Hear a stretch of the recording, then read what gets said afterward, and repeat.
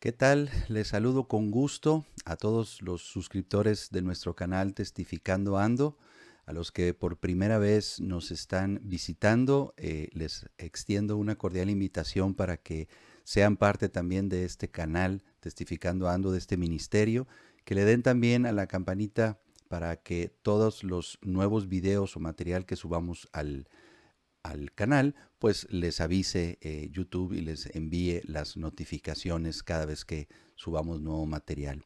Gracias a todos los que nos acompañan en este video, gracias a todos los que ya son parte de este ministerio y de este canal y que también amablemente nos dejan sus comentarios en los videos, comentarios donde nos dicen que están siendo bendecidos con este material, con la manera en la que testificamos, donde nos exhortan a seguir haciéndolo, donde nos dejan también sus oraciones, sus bendiciones y tantos comentarios que realmente nos ayudan, nos alientan a seguir adelante. Y también gracias a aquellos que dejan sus comentarios, aunque no necesariamente son comentarios positivos o a favor, pero que se dan el tiempo en ver los videos y dejar sus comentarios.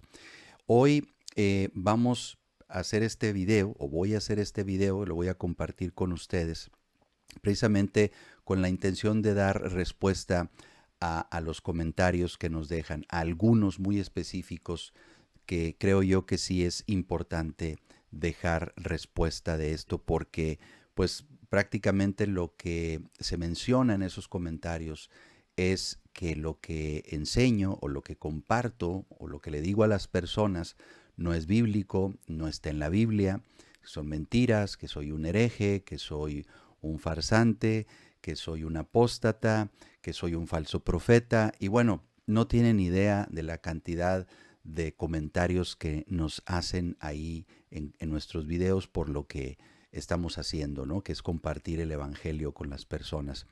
Y precisamente este tipo de comentarios son los que creo yo prudente dar respuesta para que no se eh, llegue a malinterpretar lo que nosotros hacemos, sino al contrario, que estén seguros y que las personas que ven estos videos sepan que lo que enseñamos es totalmente bíblico. Pero bueno, así como a los discípulos y al mismo Señor Jesucristo se les decía de todo tipo de cosas precisamente por los religiosos de aquel entonces, pues hoy en día no podemos esperar menos de la gente religiosa que pues dice cosas sin realmente saberlas o porque está en desconocimiento de la palabra. Entonces hoy específicamente es el primer video de varios que seguramente voy a hacer para dar respuesta a diferentes comentarios que nos dejan tanto testigos de Jehová como católicos, ateos y de otras religiones también, entre comillas, cristianas.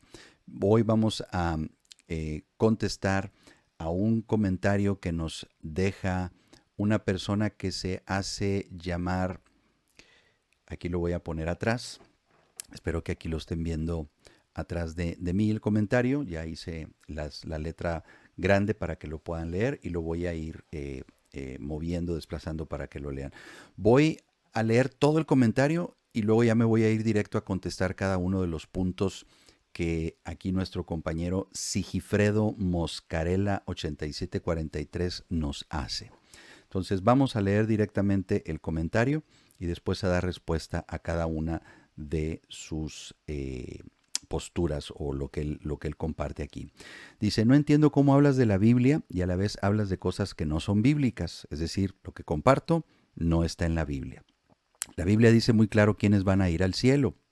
Dice exactamente que son 144,000 y además dice qué harán y quiénes serán. Solo busca el libro de Apocalipsis y el infierno tampoco es bíblico. Nunca dice la palabra de Dios que exista un infierno donde serás castigado por la eternidad.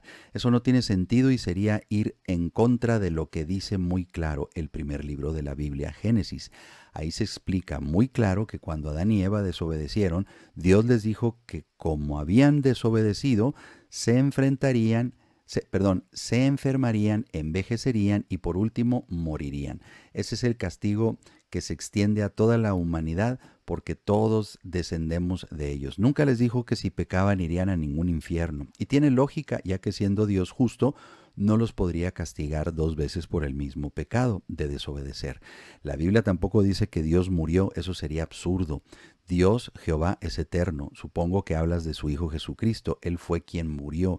Y tampoco la Biblia habla de ninguna cruz. Esa palabra ni siquiera aparece en la Biblia. Dice claro que fue en un madero, no ninguna cruz. Así hacían los romanos en un madero, nada de cruz. Por favor, lean la palabra de Dios y no le agreguen nada ni le quiten nada. Jesucristo muchas veces dijo, he venido a hacer la voluntad de mi Padre. Si Él hacía la voluntad de su Padre, ¿cómo podía ser el mismo Dios? Y si Jesucristo es Dios, como dices, ¿quién lo resucitó cuando murió? Y cuando Jesucristo lo estaban bautizando, ¿cuál fue la voz que se escuchó y quién la dijo? Dice así, este es mi Hijo, el amado, a quien he aprobado. Quien hablaba era su Padre Jehová, Dios desde los cielos, el único Dios todopoderoso. Ese es el comentario que nos deja nuestro amigo testigo de Jehová, Sigifredo. Y puedo asegurar que es testigo de Jehová porque, bueno, eso es precisamente lo que ellos enseñan. Eso es lo que el cuerpo gobernante y la Watchtower and Tract Society enseñan.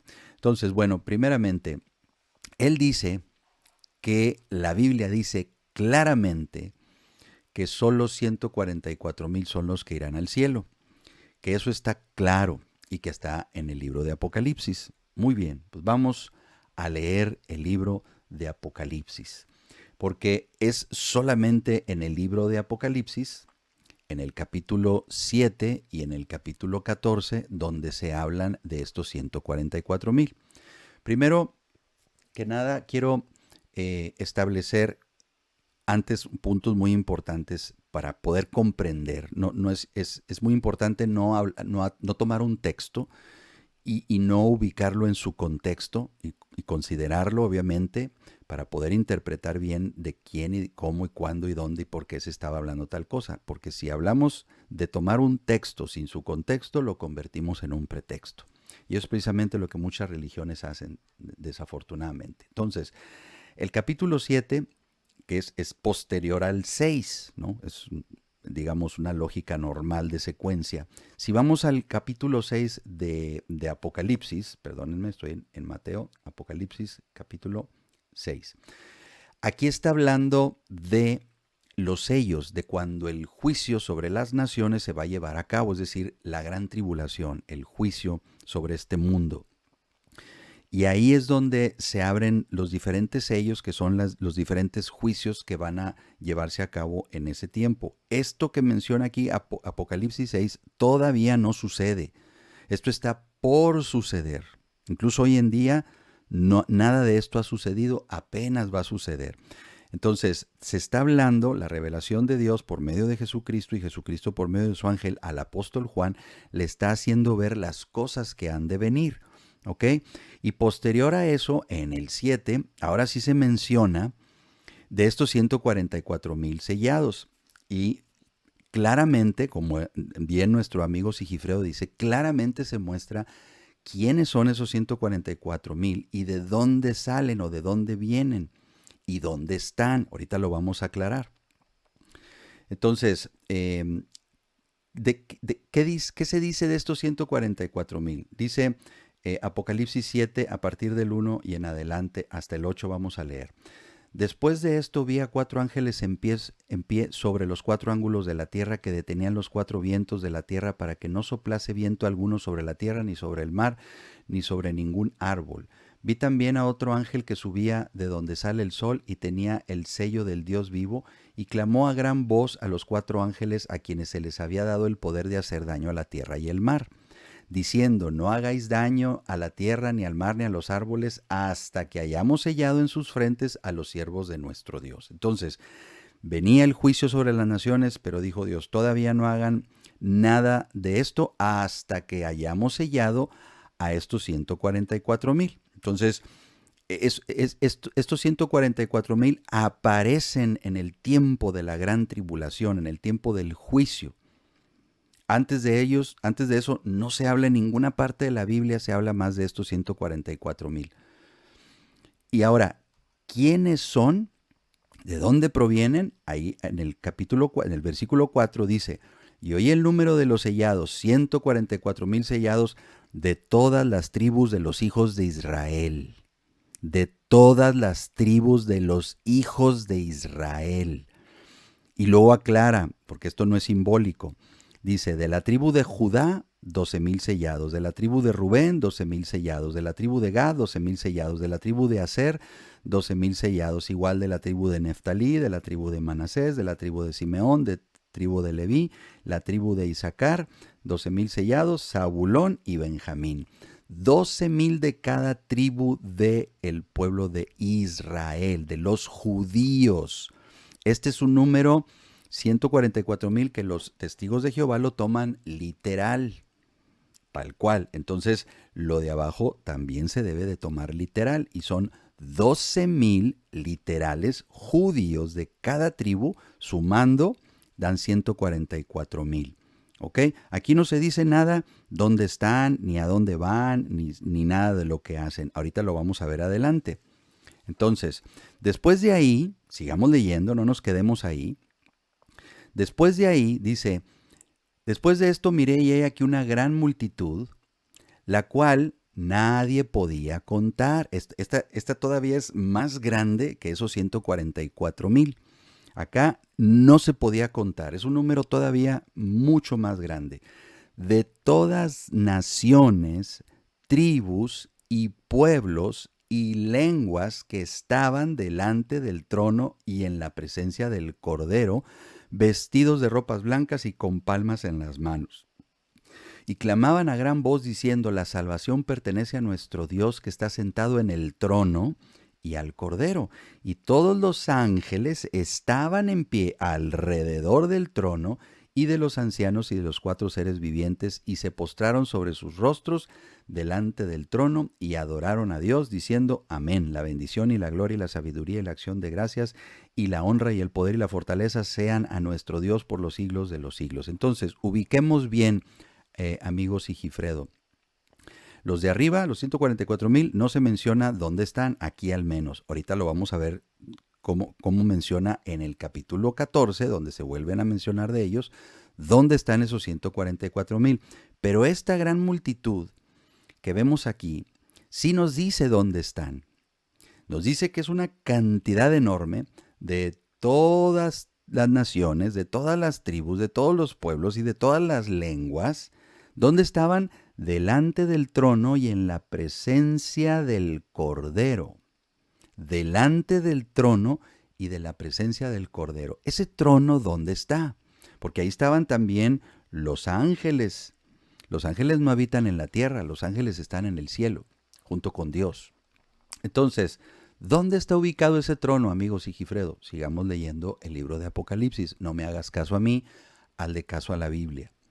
En el capítulo 4, versículos 1 en adelante de Apocalipsis dice, después de esto miré y hay aquí una puerta abierta en el cielo. Ubícalo bien, por favor, Sigifredo. Una puerta abierta en el cielo, y la primera voz que oí como de trompeta hablando conmigo dijo, sube acá y yo te mostraré las cosas que sucederán después de estas.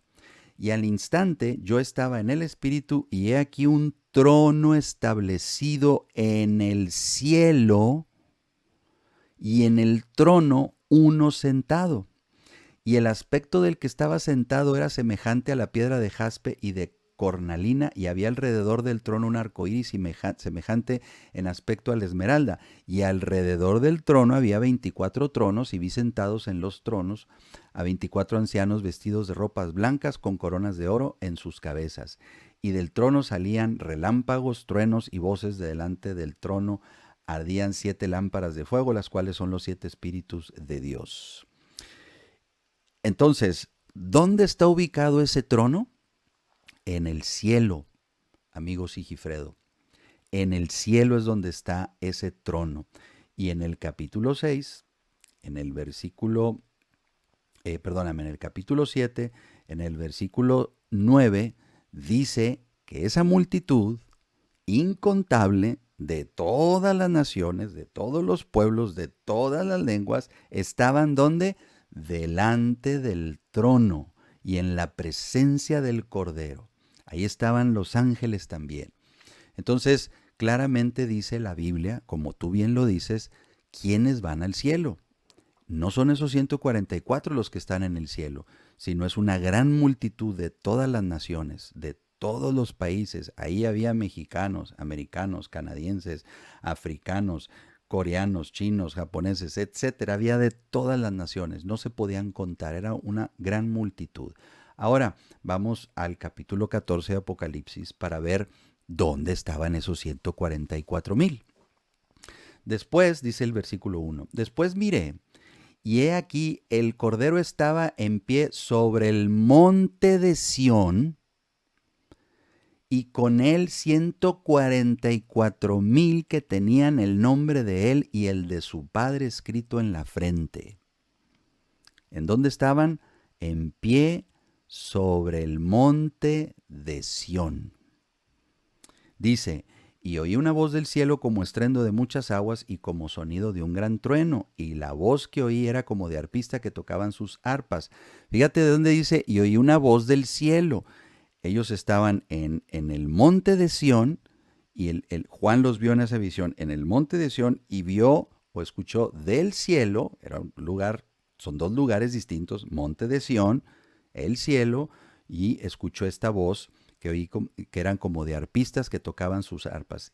Dice, y cantaban un cántico nuevo delante del trono y delante de los 4 seres vivientes y los ancianos, y nadie podía aprender el cántico, sino solo aquellos 144,000 que fueron redimidos de entre la tierra. Ahora, ¿estos son mujeres, hombres y todo de todas las naciones? No, son solamente hombres de la tribu de Israel. ¿Cómo sé que son hombres? Porque dice, estos son los que no se contaminaron con mujeres, pues son vírgenes. Estos son los que siguen al Cordero por donde quiera que va. Estos fueron redimidos de entre los hombres como primicias para Dios y para el Cordero. Y en sus bocas no fue hallada mentira, pues son sin mancha delante del trono de Dios. Entonces, bueno, amigos Sigifredo, efectivamente la Biblia nos dice claramente quiénes son los que van a ir al cielo. Estos 144,000 solamente nos dice que son hombres vírgenes, 12,000 de cada tribu del pueblo de Israel, y que fueron, obviamente, que son redimidos, son primicias para Dios. ¿Dios va a tener un propósito con ellos? Sí, muy específico, pero en el tiempo de la gran tribulación.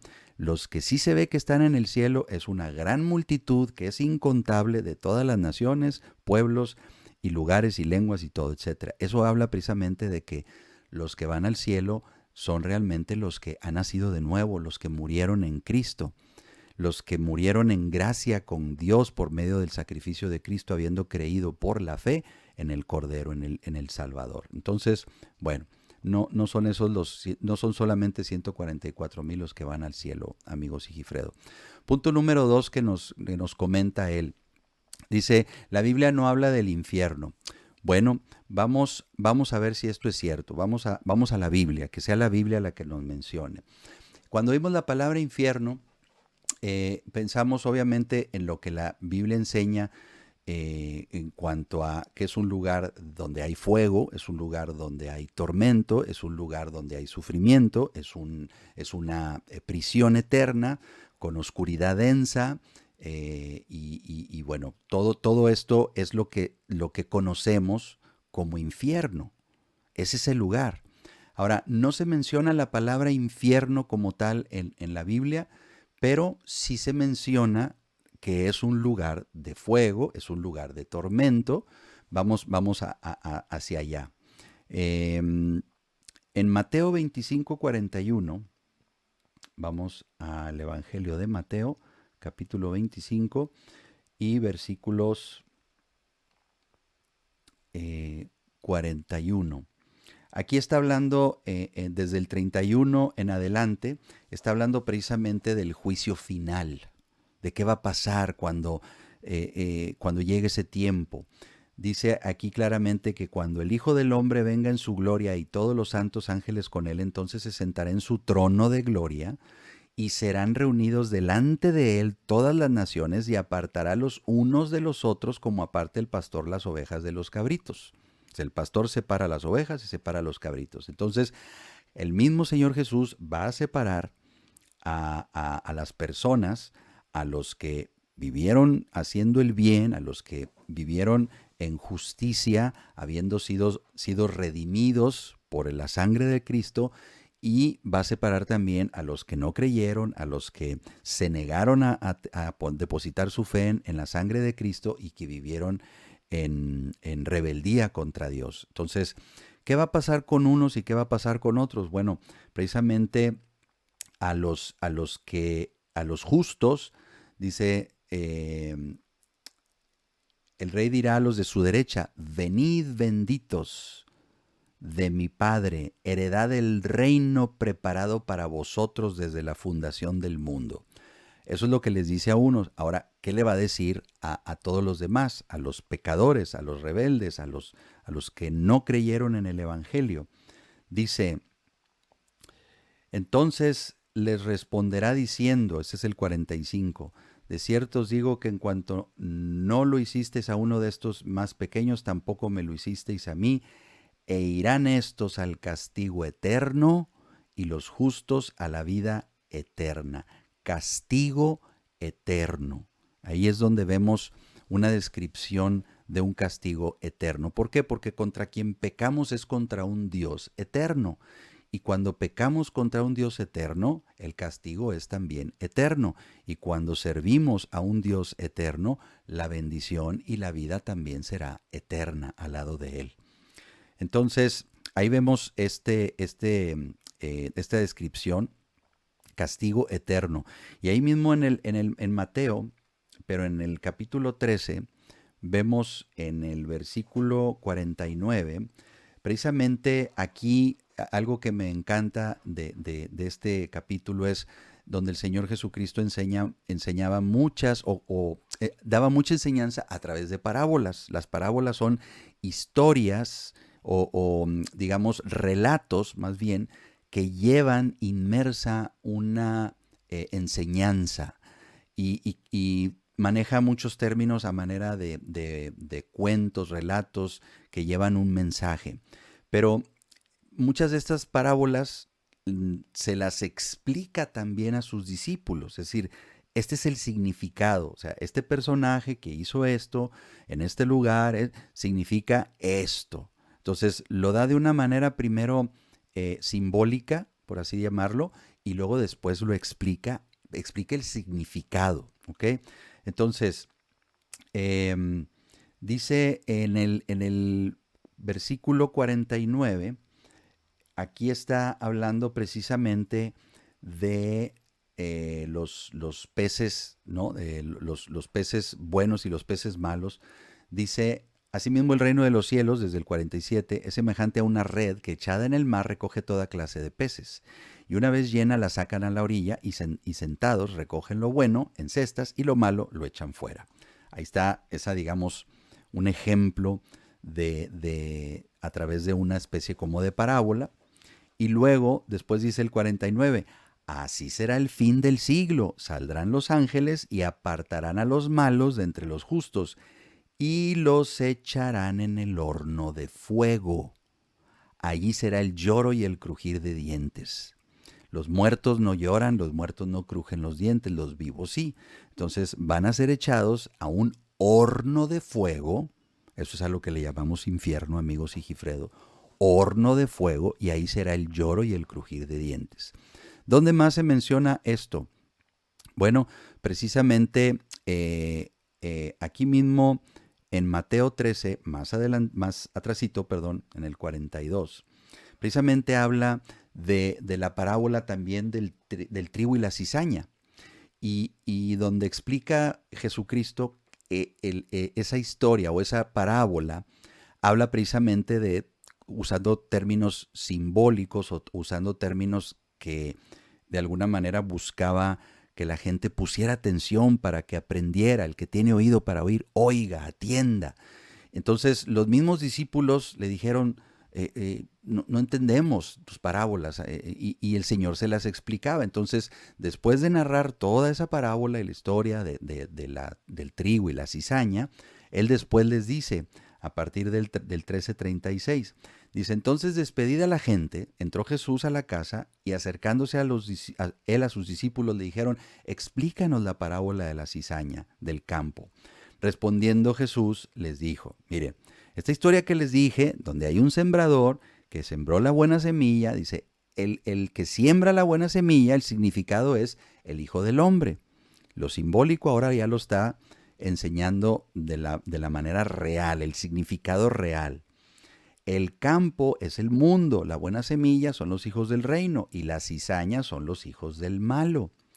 El enemigo que la sembró es el diablo, la siega es el fin del siglo y los segadores son los ángeles, de manera que como se arranca la cizaña y se quema en el fuego, así será en el fin del siglo. Enviará el Hijo del Hombre a sus ángeles y recogerá de su reino a todos los que sirven de tropiezo y a los que hacen iniquidad, y los echarán en el horno de fuego. Me llama la atención que ya no cambia, o sea, no, en el horno de fuego no dice a la exterminación eterna o al fin de la vida. No, como esas cosas que ustedes, testigos de Jehová, y sobre todo no ustedes, sino el cuerpo gobernante, cambian los términos. Es decir, lo que Jesucristo quiso decir no fue eso, sino otra cosa. No, aquí Jesucristo dijo lo que dijo.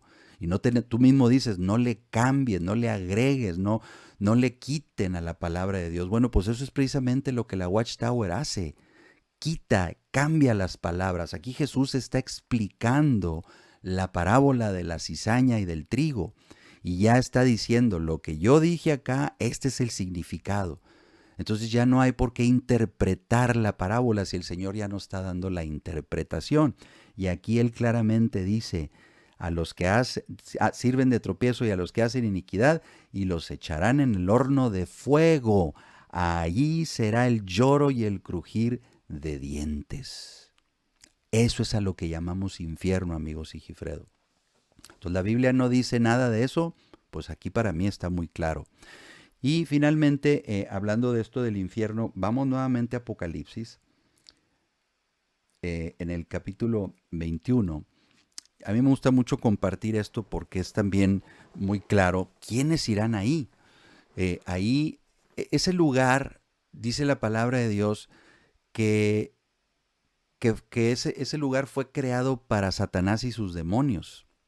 Dice en el 20, versículo 10, dice, y el diablo que los engañaba fue lanzado en el lago de fuego y azufre, donde estaba la bestia y el falso profeta, y serán atormentados día y noche. Esto habla de días literales, porque solamente el día tiene día y noche, o sea, un día de 24 horas tiene día y noche.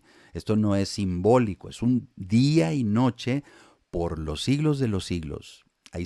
Así lo explica la Biblia muchas veces. Los siglos de los siglos es eternidad, muchísimo tiempo.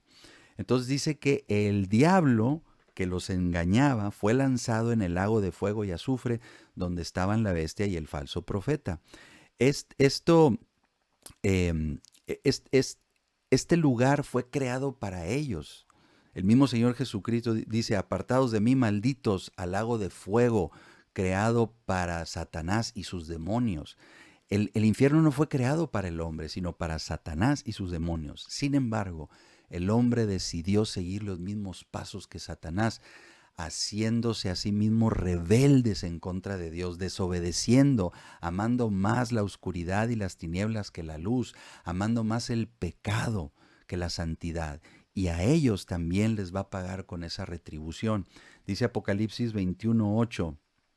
Pero los cobardes e incrédulos, los abominables y homicidas, los fornicarios y hechiceros, idólatras, y todos los mentirosos tendrán su parte en el lago que arde con fuego y azufre, que es la muerte segunda. En ninguno de estos pasajes que vimos, amigos Sigifredo, se mencionó la palabra infierno, o lo que en su caso se traduce aquí en la Biblia, infierno, es la palabra Gehenna. No quise usar ninguno de esos porque yo sé que esa parte ustedes así la manejan, que la palabra infierno no existe, que la sustituimos por esa palabra, pero la palabra original es Gehenna. Bueno, dicho sea de paso, ese lugar hoy ya no existe, es un monte ahí, ahí ya no se arrojan cuerpos, ya no pasa nada. Entonces, lo que Jesucristo quería decir con eso era algo que representaba en la tierra a los fariseos para que supieran de qué a qué se estaba refiriendo en el lugar, el infierno, a donde iban todos los pecadores. Pero eso lo hacía precisamente también con el fin de darles una muestra que ellos pudieran entender. Y en aquel entonces el valle del hijo de Hinnom, o lo que era el Gehenna, para eso se utilizaba y se mantenía encendido con azufre y mantenía el fuego para que se quemara la basura y animales y cuerpos que se echaban ahí. Bueno, hoy eso ya no aplica. ¿Por qué? Porque ese lugar ya no existe, es un monte. A lo que se refería Jesucristo era precisamente a ese lugar del lago de fuego y azufre, a esa muerte eterna que habla. Y para nosotros eso es el infierno, Sigifredo, a eso se refiere. Y la Biblia sí habla de este lugar de tormento, donde hay fuego, donde hay azufre, ahí está mencionado, y estos son los versículos que yo quería compartir contigo. El tercer punto dice que la Biblia no dice que Dios murió. Bueno, vamos a la palabra de Dios y leamos en el Evangelio de Juan, capítulo 19, versículo 37. Aquí se está haciendo referencia al momento en el cual Jesucristo fue crucificado. Y el apóstol Juan, no yo, no me hagas caso a mí, hazle caso a las Escrituras. Esto es un testimonio de Juan, que lo vio con sus ojos y que, inspirado por el Espíritu, él escribió esto. Entonces, vamos a ver qué pasajes del Antiguo Testamento usa Juan para referirse a este momento de la crucifixión del Señor Jesucristo. Voy a leer desde el 35.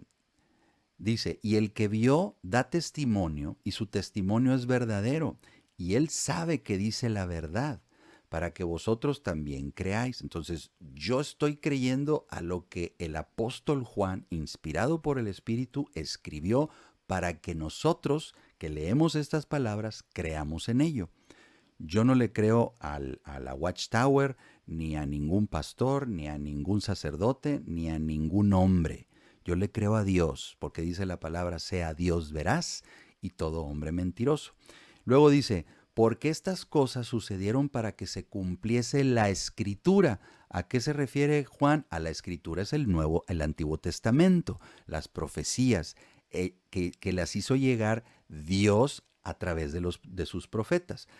Para que se cumpliese la Escritura, ¿cuál? Dice, no será quebrado hueso suyo.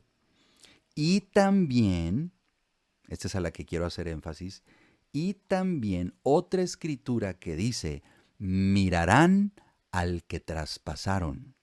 ¿A qué escritura se refería Juan? Bueno, precisamente él habla de Zacarías, capítulo 12, versículo 10. Vamos a leer aquí donde dice, empezamos en el 1, fíjate lo que dice. ¿Quién habla aquí? Dice, profecía de la palabra de Jehová acerca de Israel. Jehová, que extiende los cielos y funda la tierra y forma el espíritu del hombre dentro de él, ha dicho.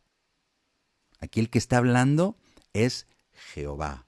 Entonces, dicho eso, vamos al versículo 10, donde está hablando Jehová a través de Zacarías. Dice, y derramaré, en primera persona, dice Jehová, sobre la casa de David y sobre los moradores de Jerusalén, espíritu de gracia y de oración, y mirarán a mí, a quien traspasaron.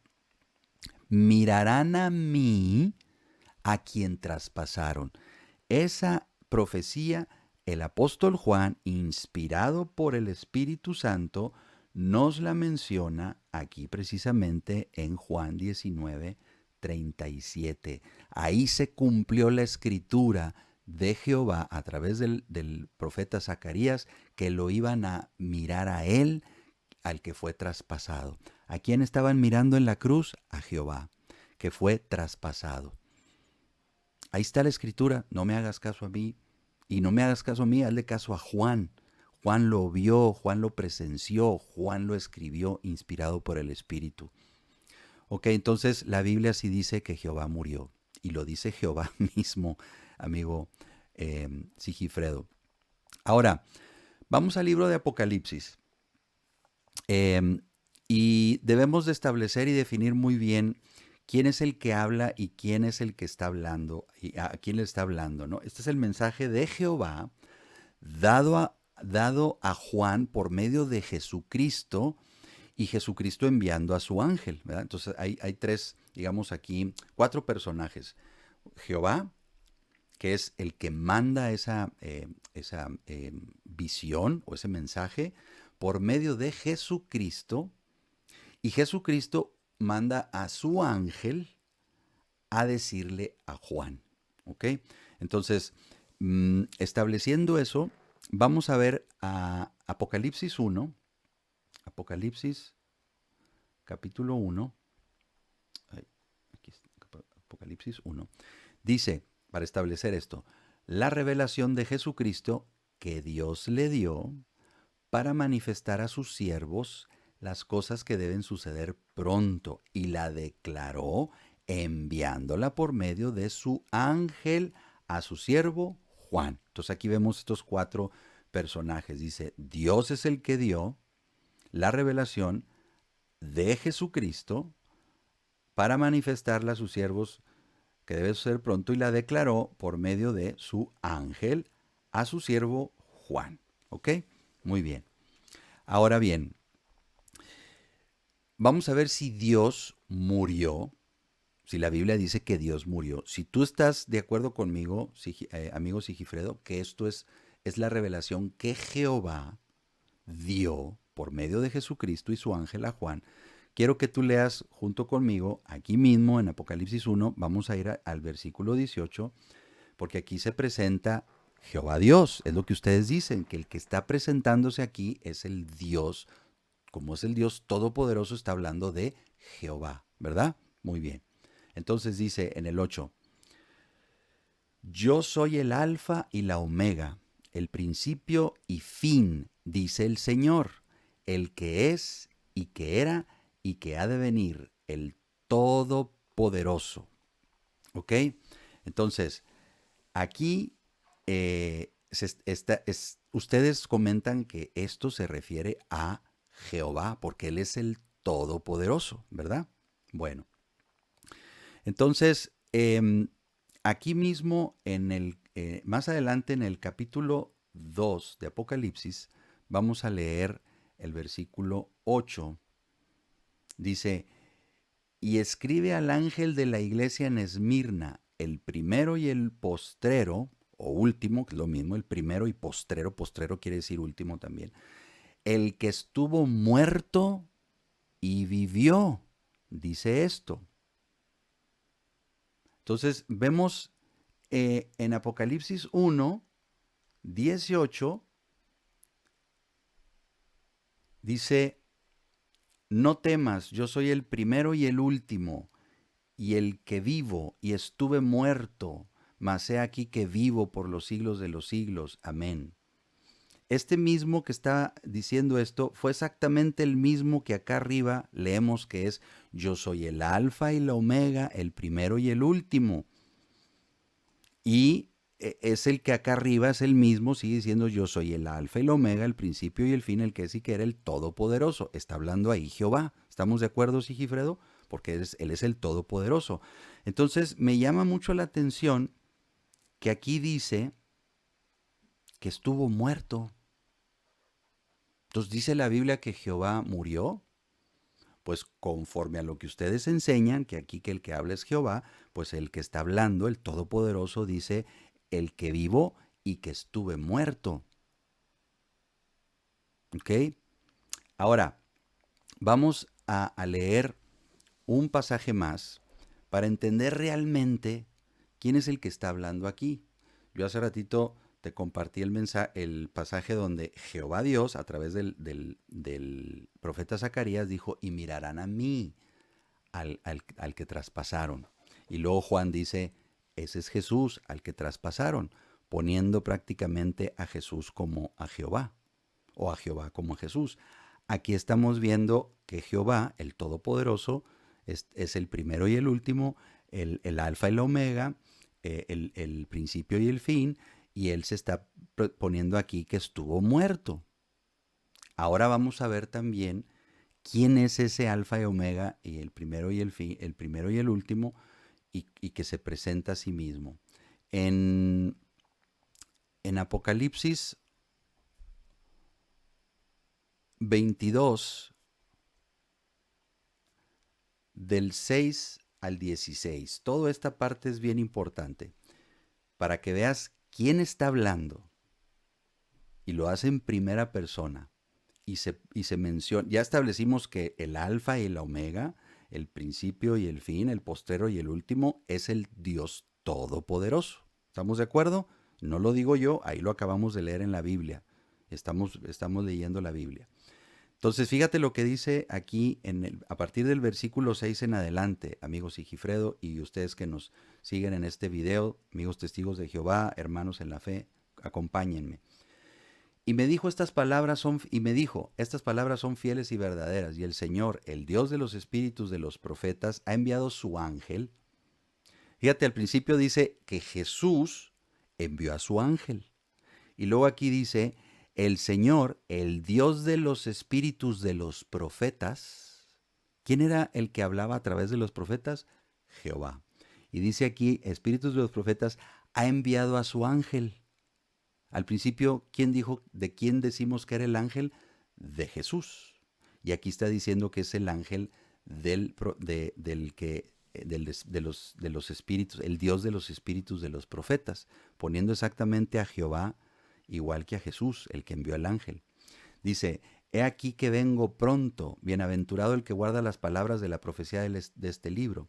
Yo, Juan, soy el que oyó y vio estas cosas, y después que las hube oído y visto, me postré para adorar a los pies del ángel que me mostraba estas cosas. Pero él me dijo, mira, no lo hagas, porque yo soy consiervo tuyo, de tus hermanos los profetas y los que guardan las palabras de este libro. Y me dijo, no selles las palabras de la profecía de este libro, porque el tiempo está cerca. El que es injusto sea injusto todavía, y el que es inmundo sea inmundo todavía, y el que es justo practique la justicia todavía, y el que es santo santifíquese todavía. Dice, he aquí yo vengo pronto, y mi galardón conmigo, para recompensar a cada uno según su obra.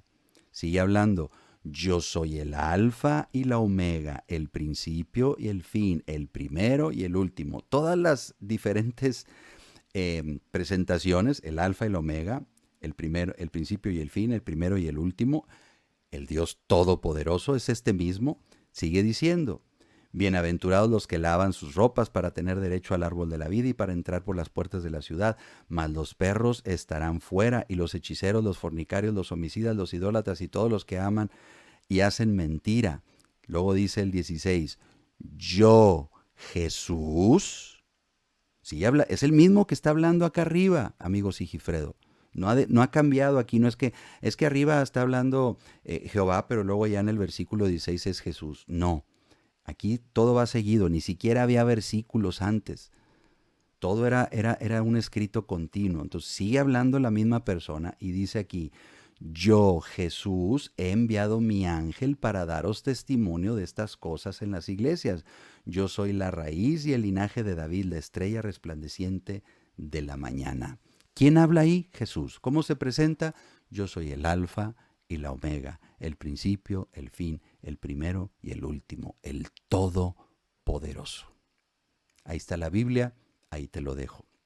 Y finalmente, el otro punto que tú manejas, que es que Jesús no murió en una cruz, y que lo dice muy claro la Biblia. Ok. Yo voy a tomar solamente dos pasajes, si me lo permiten, y ya con esto termino para no irnos tan largo con el video. Quiero que me acompañen a leer estos dos pasajes, Mateo 27:37 y Juan 20:25. ¿Por qué estos dos pasajes son muy importantes y nos dan una clara evidencia de lo que creemos y por qué lo creemos, ¿no? Al Espíritu Santo no se le escapa nada. Dice, y pusieron sobre su cabeza su causa escrita, este es Jesús, el Rey de los judíos. ¿Se acuerdan del letrero que pusieron encima, que mandó poner Pilato? Dice, pusieron sobre su cabeza. ¿Ok? Tome nota de eso. Y el otro pasaje es Juan 20:25. Eso es cuando los discípulos le dijeron a Tomás lo que habían visto al Señor resucitado. Y dice, le dijeron pues los otros discípulos, al Señor hemos visto. Él les dijo, si no vieren sus manos la señal de los clavos, en plural, clavos, más de uno, y metiere mi dedo en lugar de los clavos, más de uno, y metiere mi mano en su costado, no creeré. Ok, estas ilustraciones, amigos Sigifredo, seguramente tú las conoces, las saqué del sitio de los testigos de Jehová. Aquí se ve cómo representan los testigos de Jehová a Jesucristo y a los ladrones colgando de un madero. Fíjate, dice, ¿en dónde están colocado el letrero? Aquí el letrero. Está arriba o encima de sus manos. Está su cabeza, sus manos están encima de su cabeza y el letrero está encima de sus manos. Entonces aquí como que la escritura no se cumple del todo bien. Quizás, como otros me lo han dicho, dice que encima de su cabeza está todo lo que esté de su cabeza para arriba. Entonces, encima de su cabeza están sus manos, encima de su cabeza está el letrero, encima de su cabeza está el cielo, ¿verdad? Muchos han dicho eso. Bueno, ok. Ahora, esta es otra ilustración de ahí de su sitio. ¿Cuántos clavos ves aquí en la ilustración, amigo testigo de Jehová? Un clavo está utilizándose para clavar las dos manos. Un clavo.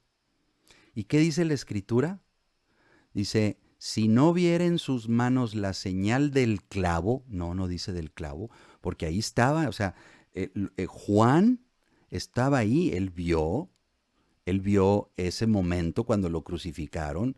Ellos, los discípulos, supieron de la crucifixión, ellos fueron testigos de cómo lo crucificaron y ellos dieron testimonio de lo que vieron. Entonces, el letrero estaba encima de su cabeza y los clavos, no, es ilógico pensar que el que vio esto haya dicho clavos, siendo que había nada más uno, si esto es así como ustedes lo interpretan.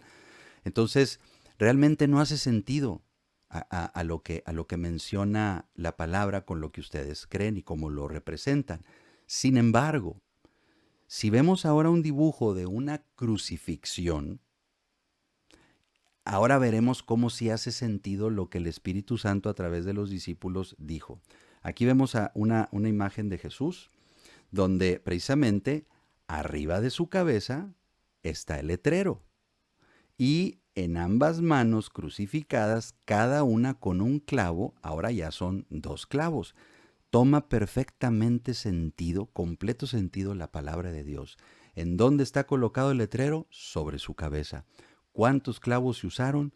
Dos. Entonces, amigo Sigifredo, tú dime si realmente la escritura hace sentido con lo que ustedes representan aquí. El letrero encima de las manos, un solo clavo o el letrero encima de su cabeza y dos clavos, uno por cada mano. Bueno, con esto los dejo para que lo mediten, para que lo vean y lo compartan también. Espero yo que esto haya sido de bendición y que no solo a ti, amigo Sigifredo, te ayude a comprender las escrituras, sino a todos los que vean este video. Bueno, vamos a seguir haciendo videos como este. Déjanos tu comentario aquí en la cajita de comentarios para si realmente esto es de bendición, te ayuda también para que tú puedas defender tu fe y también compartir con otros seres queridos que quizás también son testigos de Jehová y que creen todas estas cosas. Esto les puede ayudar a ellos para comprender lo que verdaderamente la Biblia enseña. Entonces, bueno, déjenme sus comentarios, díganme qué opinan al respecto de esto para saber si podemos y debemos seguir haciendo este tipo de videos y que sean de bendición también para todos ustedes que los vean. Bueno, Dios los bendiga, cuídense mucho y nos vemos en un próximo video.